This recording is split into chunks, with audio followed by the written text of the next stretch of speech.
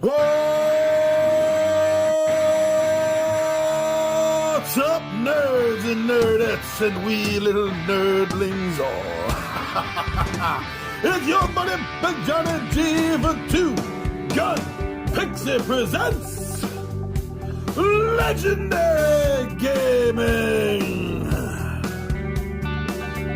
Here we are with another Tabletop Takeout Tuesday. I'm so glad everyone wanted to stop by and check out what it is that I want to tell you about. What I want to give you the bullet points for, so to speak, not a full review, just the reasons why I like or enjoy loving when a game gets hitting the table.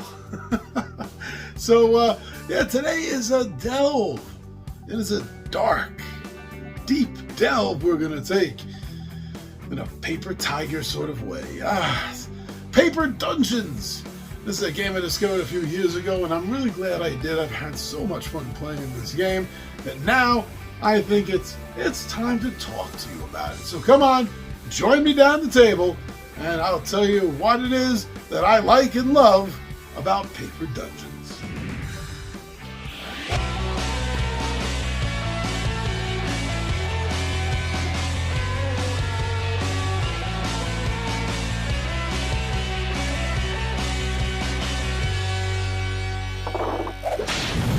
Paper Dungeons by Alley Cat Games. This caught my attention, and I'm not normally the biggest fan of roll and write titles, but this one did catch my attention, as I said, and after playing it several times, I realized that I did enjoy this game. This is the kind of game that you can carry with you, you can take with you. It's not the smallest box, but it's an easy to travel with box. And since the game is such a short title to play, well, this means that you could run this game pretty much anywhere, anytime, whether you're running it by yourself or with others competitively. Now, something else I enjoy about this game is time. This game is a solid, set, straight 8 rounds. That's how long this thing will last. And you face a boss, or you potentially face a boss anyway, on the 3rd, the 6th, and the 8th. Final round there. And in the meantime, you're building yourself up, or should I say you're building your team up, because you are running 4 adventurers on this. And in between the boss fights, you get to get treasure, you get to fight monsters, you get to find treasure, and by doing this, you're leveling your characters up, and you're getting them better gear and equipment, artifacts, in them healing potions, all in preparation for the bosses that you're going to be facing, tougher, and toughest for that particular board. And you know, I like that this does kind of grow really big. You know, you can run this, as I said, solo. You know, and each sheet has the 4 adventurers that you're going to be running on it, or you could run up to 8 players at the same time, all competitively going through basically the same dungeon. But not at the same time with everyone else. You're not going to cross paths. You're not going to be able to fight each other in this game. However, you will be comparing who did the best run of the dungeon. And that's determined by score, how many victory points you're getting in the game, which you get by doing things, by killing monsters, by getting treasure, by making artifacts and killing bosses, and all of that adds up together. And that's where the competitiveness comes in this game. It's not a direct combat between the players themselves. Yeah, I definitely see a lot of replayability in this game.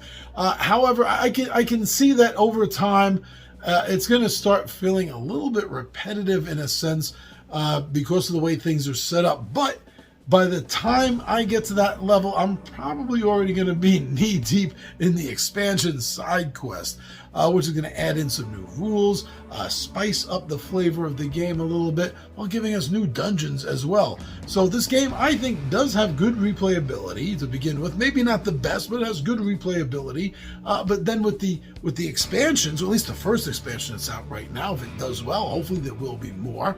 That will, as I said, add to the game, creating a new sense of feeling, which will keep up the replayability. Yeah.